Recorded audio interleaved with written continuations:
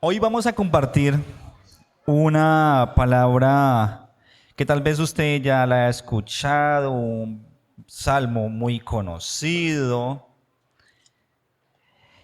Y a través de ese salmo vamos a conocer cómo prosperar.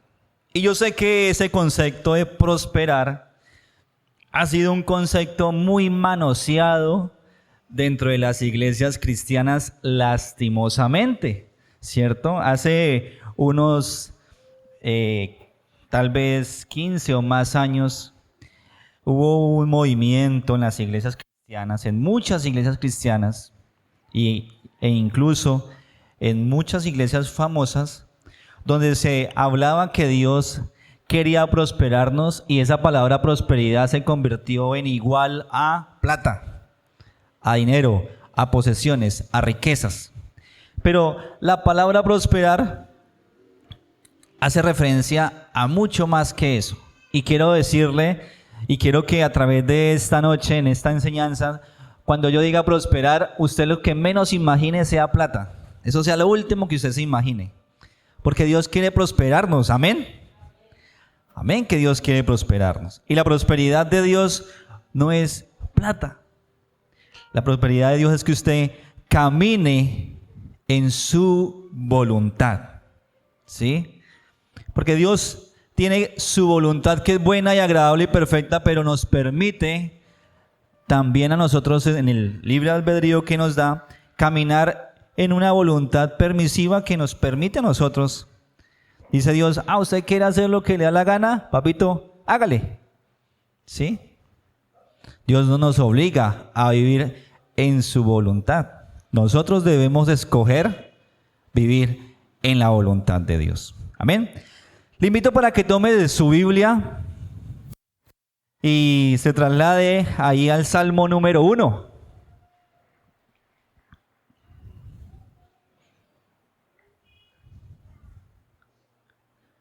Salmo número 1. ¿Todos están ahí? Su Biblia en el celular, la aplicación, o la Biblia de papel. Y les voy a leer los 3 primeros versículos de este salmo. Salmo 1.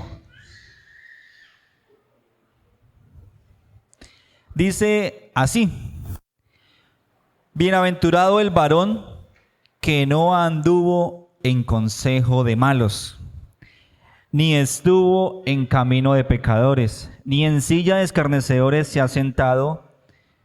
Por el contrario, sino que en la ley de Jehová está su delicia, y en su ley medita de día y de noche. Será como árbol plantado junto a corrientes de aguas, que da su fruto en su tiempo, y su hoja no cae, y todo lo que hace prosperará. ¿Todo lo que hace qué? Prosperará. Y quiero que tal vez para algunos esa primer palabra del primer versículo sea una palabra aparte de larga, una palabra como rara. Y déjeme decirle que bienaventurado se traduce en dichoso, muy feliz, muy bendecido. Eso significa bienaventurado. Entonces es dichoso la persona que no anduvo en consejo de malos. Dice bienaventurado el varón. Entonces las mujeres dirán, no, la Biblia nos excluye. No. El salmista usa la palabra varón para referirse a todos nosotros, tanto hombres como mujeres, ¿sí? Y nos da 3 cosas que debemos evitar, ¿sí?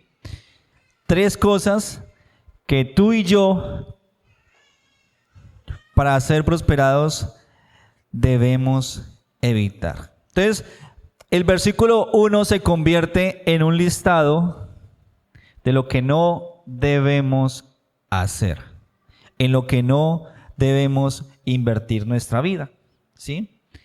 Dice, que no anduvo en consejo de malos, ¿sí?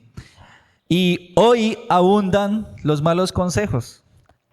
¿Usted ha llegado en un momento de su vida de necesitar un consejo? ¿Por qué? Porque quiere tomar una decisión importante, porque quiere tal vez comprar algo y no sabe por cuál opción ir, ¿sí? Porque ya le llegaron los 30 y no ha conseguido novia y quiere, venga, ¿será que busca un consejo? Porque tal vez tiene problemas en su familia y busca un consejo. ¿Y qué tipo de consejeros buscamos? Esa es la pregunta. A veces queremos que el consejo sea la aprobación de lo que pensamos o de lo que ya tenemos fabricado en nuestra mente, ¿sí? ¿Qué tipo de consejeros buscamos? ¿Qué tipo de consejeros pueden existir? Y desafortunadamente, hoy la opinión de los famosos es casi que ley, ¿sí? Entonces, si Karol G dice que las mujeres deben liberarse, como lo dijo Karol G, como lo dijo la famosa, entonces las mujeres debemos liberarnos, ¿sí? Como el famoso del momento dice que esa pared es verde, entonces esa pared es verde, ¿sí? Y a veces nos encontramos malos consejeros, ¿sí? A veces recibimos el consejo de que si debemos continuar con nuestro hogar o no, si me divorcio o no, y buscamos de consejero al que ha tenido 4, 5 matrimonios y el que tiene está que se desbarata, ¿sí? A veces conseguimos malos consejeros. Entonces la palabra nos dice, alejémonos de esos malos consejeros. Pero también es bienaventurado, es muy feliz, es muy dichoso el que no anduvo en camino de pecadores. ¿Con quién te juntas, amigo, hermano? ¿Con quién te estás juntando estos días? ¿Con quién te juntaste este fin de año? ¿Te llevó a hacer el bien o te llevó a que te alejaras de Dios? ¿Quiénes son nuestros amigos? Y cuando digo esto no es que sea estrictamente necesario que nuestros mejores amigos sean solamente de la iglesia. Porque déjeme decirle que lastimosamente en la iglesia podemos encontrar malos amigos. Es una ironía, pero puede suceder. No todo es perfecto. ¿Con quién nos juntamos, iglesia? ¿De quién nos rodeamos? ¿Será que ese amigo que tienes te está acercando a Dios como esos amigos que llevaron al paralítico y rompieron el techo y bajaron a ese enfermo a los pies del Señor? Y gracias a esa hazaña, el Señor hizo un milagro en la vida de este enfermo. Muchas veces significa mucho con quién nos rodeamos, ¿sí? ¿Será que mi parcero, mi amigo, es una persona que ama a Dios, que le sirve, que le teme? ¿O es el más conocido en el pueblo porque es el de las farras? ¿Es el del ambiente? Porque no pasa un fin de semana sobrio, sino ebrio. ¿Quiénes son nuestros amigos? Esta parte de este versículo debe llevarnos a pensar en eso. Les comparto un rápido testimonio, y es, hace un par de años, en mi trabajo tuve que ir a la Trocha 4, al crucero, ver un cultivo, un lote, y me devolví tipo 8 de la mañana. Y aquí, antes de de la entrada de la Tocha 4 ahí sobre la trampa, me alcanzó la camioneta de la policía. Ahoríllese con el megáfono, me ahorillé. Documentos. Tiene el SOAT vencido hace 2 días, me dijo la gente. Yo me la imaginé de una vez. Yo dije, comparendo, inmovilización de vehículo, patios, grúa, me quedé a pata. De una vez pensé así. El policía, ¿y cómo vamos a hacer? ¿Sí? ¿Y cómo vamos a hacer? ¿Usted qué hace? ¿Para dónde va? ¿De dónde viene? ¿Y cómo vamos a hacer? Yo ya entendía el mensaje, ¿sí? Le dije, señora agente, haga lo que tenga que hacer, yo no me voy a poner bravo, no le voy a echar la huela, tranquilo. Llamaron la grúa, llamé a un amigo porque venía con carga, y dije, hágame el favor, écheme una mano, recójame. Esa tarde a sacar el SOAT, en esos momentos el SOAT había un problema con las aseguradoras, con las páginas y no vendían fácilmente los SOAT. Afortunadamente lo logré conseguir ese mismo día, al otro día pude retirar el vehículo. Y cuando le contaba la historia a algunos conocidos, especialmente de mi trabajo, me decían, ¿y usted fue tan bobo de dejarse quitar el carro? Eso le hubiera dado 100,000 pesos. ¿Sí? El comparendo, la grúa, los patios me salieron como por 800,000. Claro, un negocio redondo. Darle 100,000 al policía, me hubiera ahorrado 600, 700, que sirven, ¿cierto? No hubo uno, iglesia, no hubo uno que me dijera, Camilo, felicitaciones, así se hace. Todos, que eran unos varios, me decían, ¿se dejó quitar el carro? Eso le hubiera dado un billete dobladito. Yo le dije, no, así no son las cosas. Porque muchas veces juzgamos hacia afuera, iglesia. El presidente ladrón, el gobernador ladrón, el alcalde ladrón, el concejal ladrón, corruptos. Y luego, ¿qué es sobornar a un policía? ¿Es un acto de benignidad? No, eso es corrupción. ¿Sí? Muchas veces vemos la pajita en el ojo ajeno y no vemos la viga que tenemos en el ojo de nosotros. Debemos tener cuidado como de andar, de estar en camino de pecadores.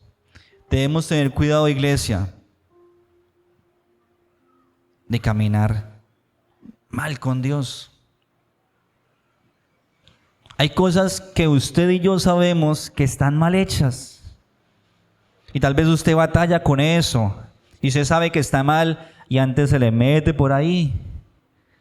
¿Sí? La maldición no viene sin causa, dice la palabra. Así que apresúrese a arreglar las cosas con Dios. Apresúrese, iglesia, que eso sea de afán. Ponerse en paz con Dios, arreglar eso que usted sabe, ese hábito que usted sabe que por ahí no es, que Dios no aprueba y que nunca va a aprobar. Ese hábito que lo aleja de Dios. Apresúrese a buscar ayuda para cambiar, para arreglar las cosas con Dios. No esté en camino de pecadores, iglesia. No se amañe ahí. No se habitúe a andar mal con Dios.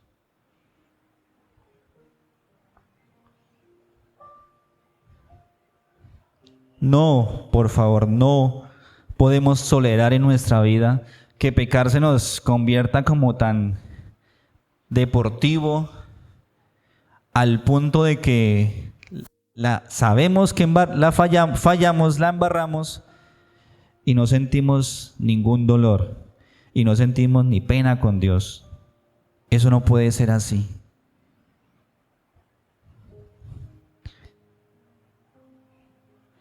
les quiero compartir también una pequeña historia y es que también me sucedió, porque yo sé que tal vez a algunos nos ha pasado algo similar. Y es la siguiente. Hace unos años en el trabajo las cifras no iban muy bien porque habían unos cambios de personal y se afectaron los rendimientos de la empresa. Entonces, en busca de levantar ese número, de mejorar, me dijo el jefe: ay, Pepito Pérez necesita que usted vaya y lo asesore.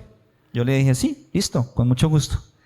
Me fui, lo visité, le dije: Pepito Pérez, en este lote hay que hacer esto, en este lote hay que hacer lo otro, en este lote hay que hacer así, asá. Usted me dice cuándo empezamos. Me dijeron: sí, ingeniero, en estos días, hágale, ahí estamos pendientes. Yo: bien. Fui como a los 8 días, miré los lotes. Pepito Pérez, lo visité, mira, hay que hacer esto, hay que hacer aquello, hay que por aquí, por allá. Ah, ingeniero, es que me encontré a un colega suyo, nos tomamos unas cervezas y yo le voy a dar la oportunidad a él de trabajar. Así que muchas gracias. Yo pensé por dentro: diablo puerco. Ahí sí, como el papá de Betty, el diablo es puerco, ¿cierto? Ah, se la ven también. Bueno, pasó y pasaron varios años, como unos 4 años tal vez.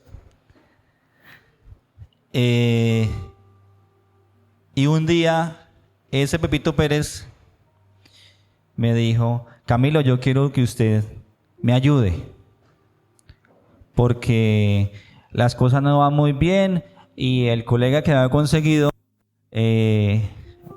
no me ha gustado últimamente cómo ha trabajado, cómo me ha asesorado. Y yo dije: Dios es bueno, Dios es bueno. No hay necesidad de hacer lo malo, de hacer lo que Dios no aprueba para tener beneficios y tener bendiciones. Y Dios, en todo este tiempo, en el área laboral me ha bendecido mucho más de la falta que hizo en su momento el no tener a ese cliente. ¿Sí? Así que le animo: no doblegue su fe ante las tentaciones, porque el diablo es cochino y el diablo sabe en qué usted está flaqueando.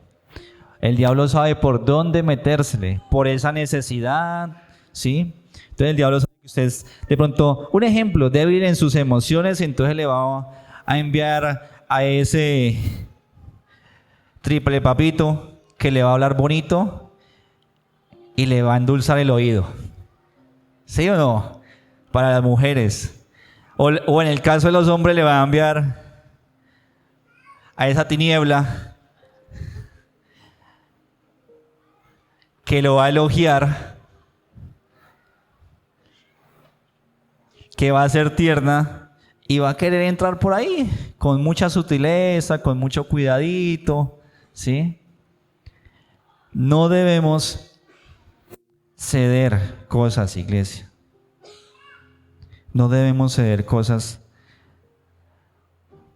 para obtener algunos beneficios, cosas que Dios no aprueba, cosas que Dios va en contra y cosas que Dios desde ya le pone una X. Por ahí no es, iglesia. Dice la tercera frase, es versículo número 1: ni en silla de escarnecedores se ha sentado. Pensaba en esa palabra de escarnecedores. Yo decía: ¿será que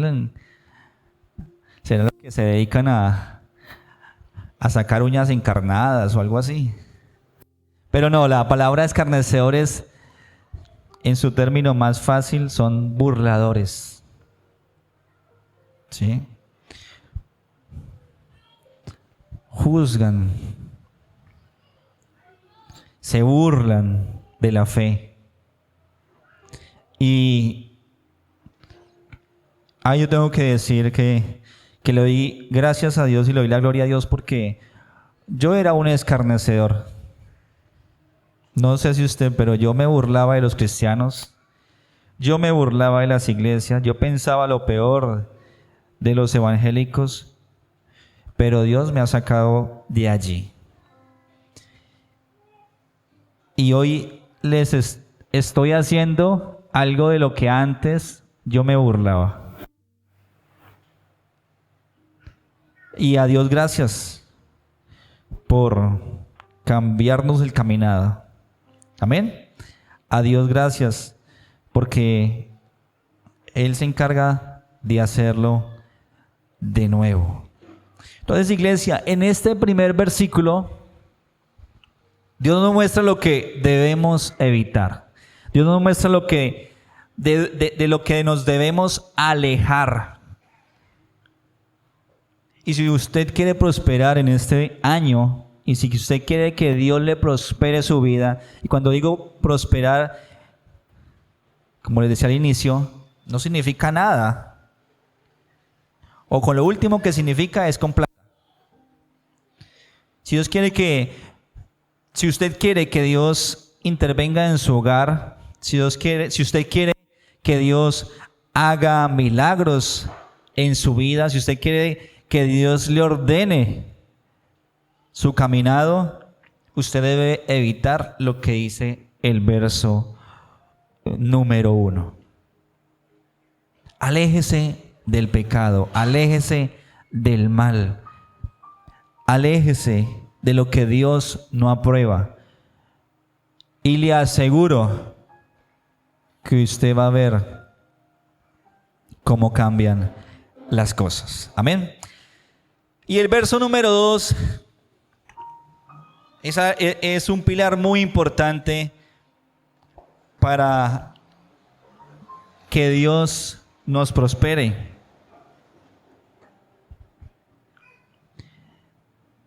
Y me gusta la primera palabra del verso número 2, que dice, si no. Esa palabra contrasta el versículo 1 con lo que nos va a decir el versículo 2. Entonces dice Dios, no hagan esto, eviten esto del versículo 1 y sí o sí hagan lo del versículo 2. Sí o sí, únicamente, solamente, ¿sí? Esa palabra si no podemos reemplazarla por la palabra solamente. Solamente que en la ley de Jehová está su delicia, y en su ley medita de día y de noche. Hay un versículo muy parecido que usted por allá en Josué 1 de pronto lo ha leído. Y le invito para que nos traslademos a Josué 1:7. Y quiero que de pronto algún valiente o una valiente, por favor, nos lo lea. Josué 1:7 y 8. ¿Quién no quiere leer? Josué 1, versos 7 y 8.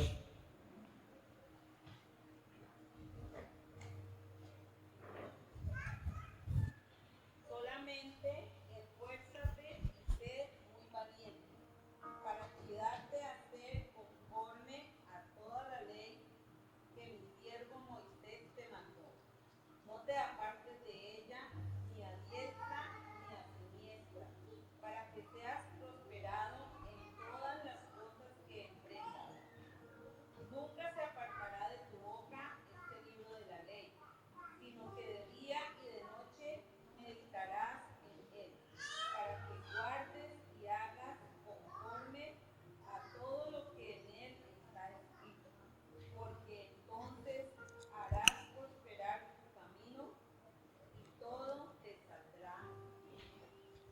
Amén. Es muy conocido el verso de Josué, el 1:9. Y hasta canción tiene, ¿cierto? Como allá en 1:9, como allá en 1:9 del libro de Josué. Hasta canción tiene. Pero el versículo 9 de Josué es la promesa. Y el versículo 7 y 8 es la condición para que esa promesa se cumpla en la vida de nosotros. ¿Sí? Porque muchas de las promesas de Dios son condicionadas. ¿Qué quiere decir eso?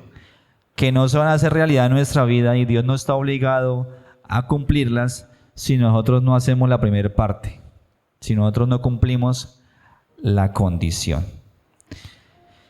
Entonces, estos versículos de Josué 1, 7 y 8 nos hablan de atesorar la palabra, de atesorar lo que en la Biblia está escrito. Y déjeme decirle que usted y yo somos más bendecidos que la gente del tiempo en el cual se escribió el Salmo número 1. Cuando se escribió el Salmo número 1 tenían el Pentateuco, ¿sí? La ley. Hoy tenemos todo el Pentateuco, tenemos los profetas mayores, menores, tenemos los evangelios, las cartas paulinas, las cartas universales y otros libros más que comprenden toda la Biblia. Tenemos más riqueza, más palabra de Dios que la gente del tiempo antiguo, comparado con la gente cuando se escribieron estos textos que estamos leyendo. Y si se le demandaba a la gente que debían apersonarse de esta palabra,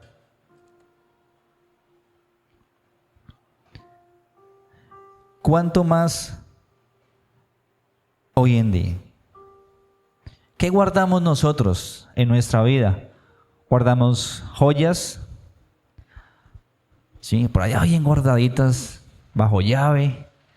¿Guardamos las escrituras? ¿Dinero? ¿Cierto? ¿Qué más guardamos? ¿Fotos? Sí. Bueno, los viejitos, los del 2000 para abajo, guardamos todavía fotos en papel, ¿cierto? Ya los nuevos ya son la nube. ¿Qué más guardamos? De cosas físicas, pertenencias. Documentos de valor, ¿sí? El registro civil. Lo guardamos, ¿cierto? Guardamos cosas de valor. ¿Cuánto más la palabra de Dios en nuestra vida y nuestro corazón? Y para llegar a guardar la palabra de Dios, pues sí o sí necesitamos conocerla. No hay otra forma.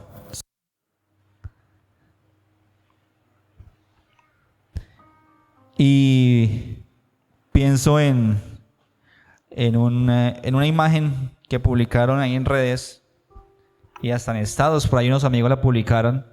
Decía que si Satanás engañó a la tercera parte de los ángeles, era con los cristianos que ni conocemos la palabra, ni oramos, ¿cuánto más nos podrá o cuánto más podemos estar expuestos a ser engañados por el enemigo? Así que usted y yo, iglesia, debemos con afán meditar la palabra y atesorarla. Y también enseñarla a los sucesores, a la generación que viene detrás de nosotros. Debemos hacerlo. Porque si no guardamos la palabra, muy fácilmente podemos guardar otras cosas. Podemos memorizarnos la canción de moda. ¿Cómo se llama? ¿Cómo?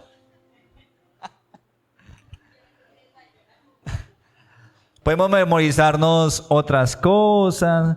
¿Quién viene para el festival de verano? ¿Sí? Eso de pronto sí nos queda así grabadito, ¿cierto? Si va a estar bueno el repertorio o no. ¿Sí? Podemos atesorar más cosas si no tenemos la palabra. Usted y yo debemos indiscutiblemente hacer de la palabra, como dice el Salmo, el verso 2, hacer de la palabra una delicia, ¿sí? Si usted le da sueño cuando lee la palabra, pídale a Dios que le ayude, porque seguramente ese sueño no viene de Dios.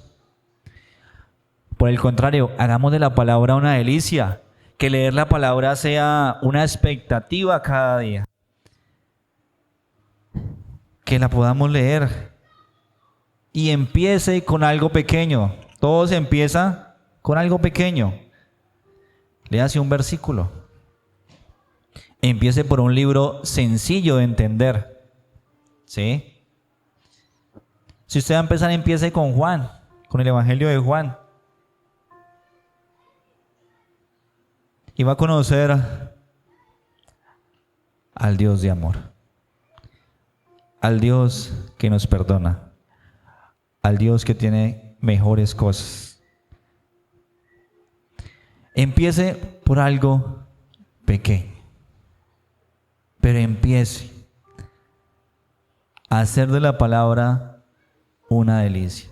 Usted dirá, no, pero yo leí la palabra y eran solamente la genealogía y quedé más perdido que embolatado. ¿Sí? Persista. Persista. Porque en algún momento Dios le va a dar ahí, justo en su necesidad. Dios le va a dar una palabra que usted la esperaba y la necesitaba, y esa palabra le va a guiar, le va a dar una dirección y le va a dar una determinación para tomar una decisión acertada. Amén. Entonces, hagamos de la palabra una delicia, que eso no sea un sufrimiento, un vía crucis, leer 5 o 10 versículos de la Biblia. ¿Sí? Ay, no, es que no veo. Busque ayuda. Ponga ese aparatico a que le lea. ¿Sí? Busque a su hijo, a su nieto a que le lea, pero busque los medios para hacer de la palabra su delicia. Dice, y en su ley medita de día y de noche. Eso es un hábito muy arraigado en la cultura judía. Qué pena con los judíos. Porque a veces la leemos una vez al día y a veces nos pasan días sin leerla, ¿cierto? Yo sé que a usted y a mí no nos pasa eso, les pasa a los que no vinieron hoy. Pero debemos meditar en la palabra. Día y noche. Día, que no se nos pase. Que no se nos pase el día sin sacarle provecho a esta bendita palabra, iglesia. Atesoremos la palabra en nuestra vida. Y sí o sí, Dios nos va a prosperar. Dios va a hacer algo en nuestra vida. Y mire lo bonito del versículo 3, que Dios nos pone una comparación.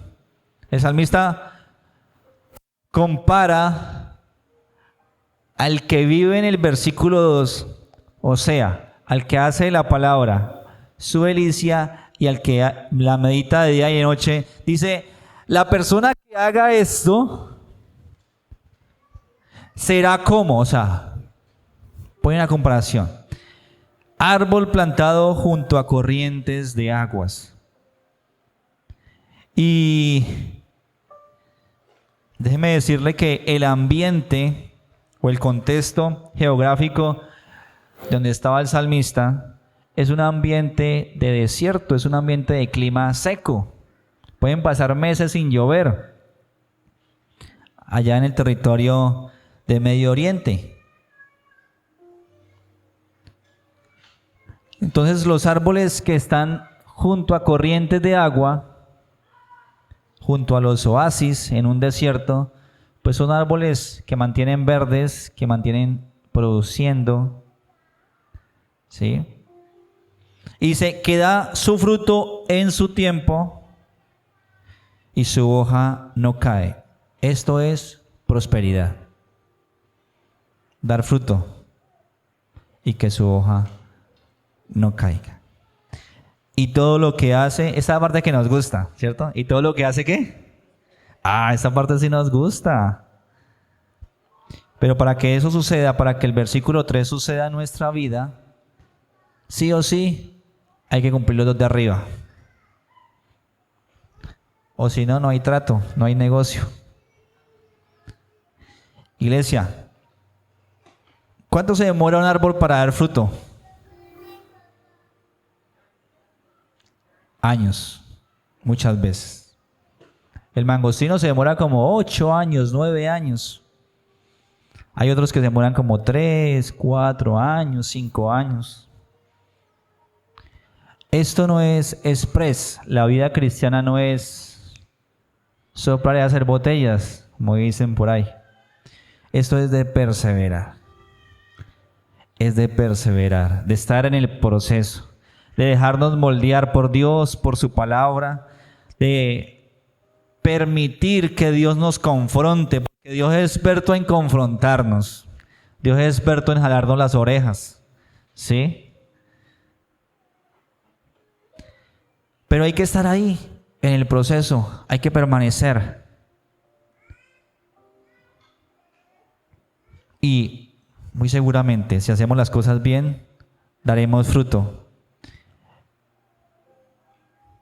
Y llegaremos a buen puerto. Esa es la verdadera prosperidad, iglesia. La prosperidad no está en que trabajes y acumules y trabajes 15 horas y guardes plata y dejes carros, casas, fincas, apartamentos. Esa no es la prosperidad. Es más, la prosperidad no es trabajar y guardar y ni siquiera disfrutar de lo que trabajamos. ¿Sí? Porque existen los extremos. El que trabaja mucho y le guarda para el novio o la viuda. Sí, es una verdad. O el que trabaja poco y se da vida de mantenido. La prosperidad que viene de Dios es que estemos en paz con Él, en primer lugar. Y que tengamos una vida tranquila, reposada. Que hagamos su voluntad, que lo hagamos sonreír. Y evitemos al máximo sacarle lágrimas a Dios. ¿Quieres en verdad que Dios te prospere? ¿Quieres que Dios intervenga en tus asuntos familiares, personales? ¿Quieres que Dios obre en ese problema, en esa dificultad? ¿Quieres que Dios incluso haga un milagro en tu vida, en tu salud, en tus hijos.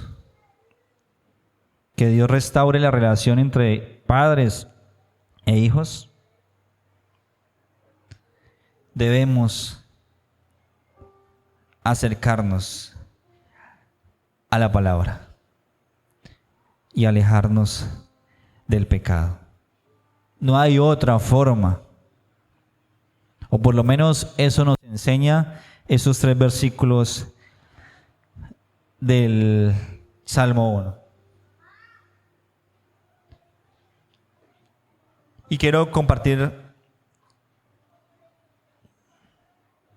la conclusión de este verso, de este Salmo número 1, y es el versículo 6, dice: porque Jehová conoce el camino de los justos, mas la senda de los malos perecerá. Y también dice la palabra que no hay justo sino uno. Y tú y yo somos justificados. No somos justos, pero sí justificados por medio de Cristo, por medio de aquel que sí es justo. Y debemos ir a la persona de Jesucristo todos los días. Todos los días necesitamos del Señor. Todos los días necesitamos no recibir de Él. No decirle: Señor, dame, bendíceme, ayúdame. No solamente eso. Necesitamos ir al Señor y decirle: Señor, ayúdame con esta humanidad. Ayúdame con esta carne que quiere pecar. Ayúdame porque solo no puedo. Y creo que los que hemos tenido la oportunidad de caminar con el Señor, nos hemos dado cuenta de que necesitamos una intervención divina en nuestra vida para poder obedecerle al Señor. ¿Sí? Necesitamos que su presencia nos ayude para decirle no a la tentación.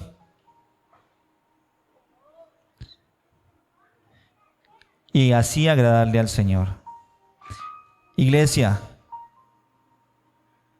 los planes de Dios son de bien y no de mal, dice la palabra. O sea, que Dios te quiere prosperar.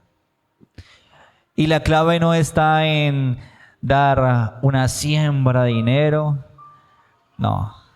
Traer billetes y escrituras y joyas al altar, no. Eso es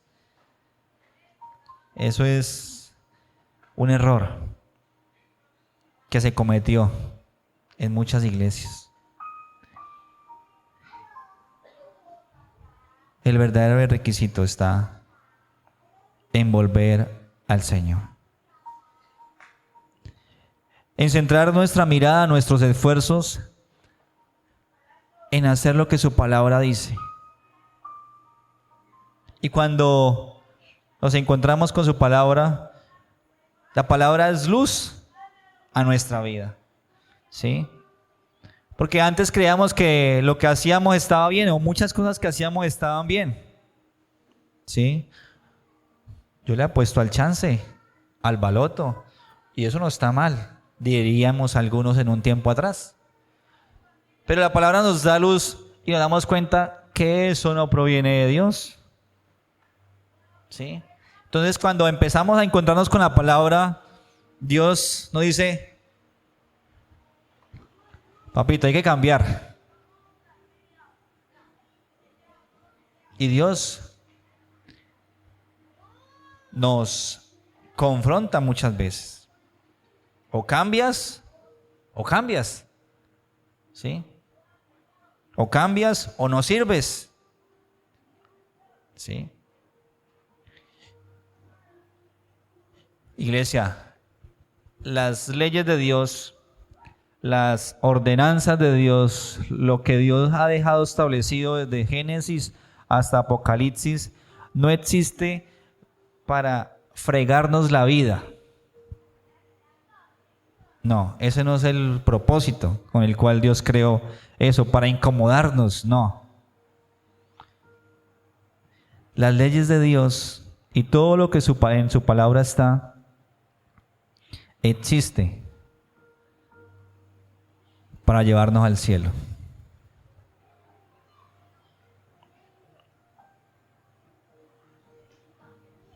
¿Qué sacamos con que todo vaya bien acá?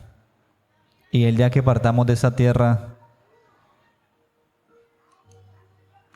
no lleguemos a donde está el Señor. De nada serviría. Esta tierra es un entrenamiento para la eternidad. Esta tierra, esta vida en esta tierra es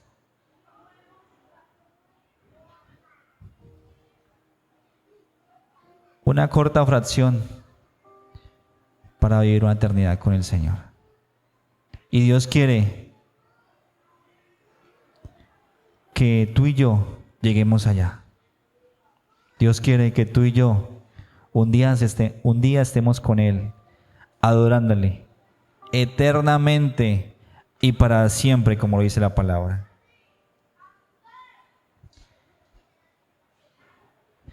Así que, iglesia, hay cosas por evitar y hay cosas por procurar, como lo es atesorar la palabra. La palabra es una bendición a nuestra vida. La palabra nos habla de cómo es Dios, pero también nos habla de cómo debemos ser sus hijos, de cómo debemos vivir sus hijos. La palabra es el manual para nosotros. Atesórela. Atesoremos la palabra, iglesia. Que el día, si llega el día en que no la podamos cargar en papel, incluso en los celulares, que la tengamos acá y acá. ¿Usted se imagina si en este momento nos prohibieran las Biblias de papel y virtuales?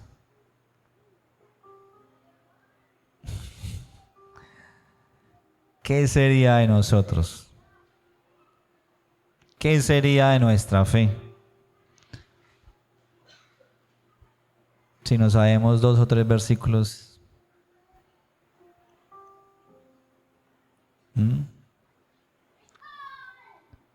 Quedamos fritos, iglesia. Quedamos fritos. Así que debemos memorizarla, leerla, memorizarla, meditar en ella y hacer de la palabra